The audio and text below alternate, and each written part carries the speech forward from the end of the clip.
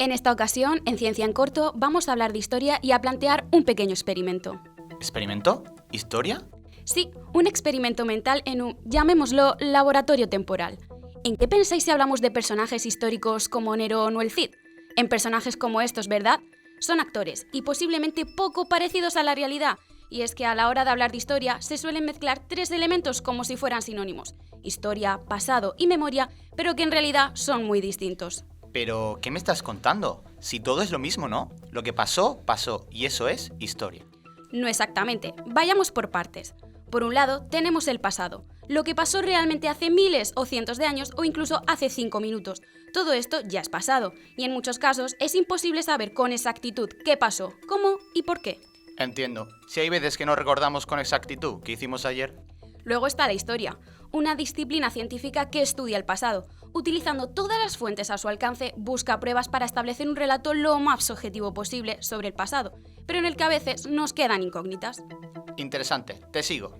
Por último, está la memoria histórica colectiva, aquella representación que tenemos de la historia como sociedad, subjetiva, parcial e influida por todo lo que nos rodea. Volvamos al laboratorio temporal. ¿En qué pensáis si os pido ahora que viajemos a la Edad Media? Lo tengo. Caballeros andantes, princesas, castillos con fosos y cocodrilos. Solo te falta el dragón. Veamos, no es lo mismo la Edad Media en el centro que en el sur de Europa. En la península ibérica, por ejemplo, durante casi 8 siglos la cultura predominante de muchas zonas fue la islámica, por lo que ni los caballeros, ni las princesas, ni los castillos serían como esos que te imaginas. Por ejemplo, aquí en la región de Murcia, el periodo andalusí es clave en su historia y sin embargo es el gran olvidado. No está tan olvidado. Recuerda que se celebran las fiestas de moros y cristianos. Perfecto. Has mencionado un ejemplo de libro sobre la diferencia entre pasado, historia y memoria. Aunque ya hemos dicho que es imposible saber qué pasó con exactitud, gracias al trabajo de historiadores y arqueólogos, cada vez tenemos más información sobre esa época y aún así seguimos imaginándola como un cuento de las 1001 noches o como una constante zona de frontera y nada más lejos de la realidad. Pongamos otro ejemplo. La investigación arqueológica muestra que las ciudades andalusíes estaban perfectamente organizadas y que incluso contaban con alcantarillas. La envidia de muchas ciudades cristianas y su ¡agua va! La Edad Media andalusí ni era tan oscura ni tan caótica.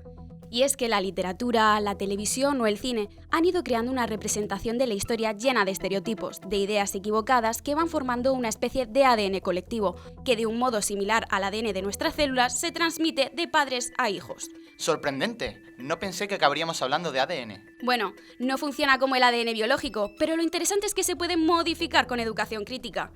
Si te hiciera ahora la misma pregunta de antes, tu respuesta sería distinta, ¿verdad? Ya te digo, verás cuando se lo cuente a mi cuñado. Pues recuerda, pasado, historia y memoria, aunque parezca que riman, simplemente no son lo mismo. Una vez más, desde Ciencia en Corto, les contamos cómo una visión crítica, la que da la ciencia, es imprescindible para construir un relato objetivo y riguroso del mundo que nos rodea.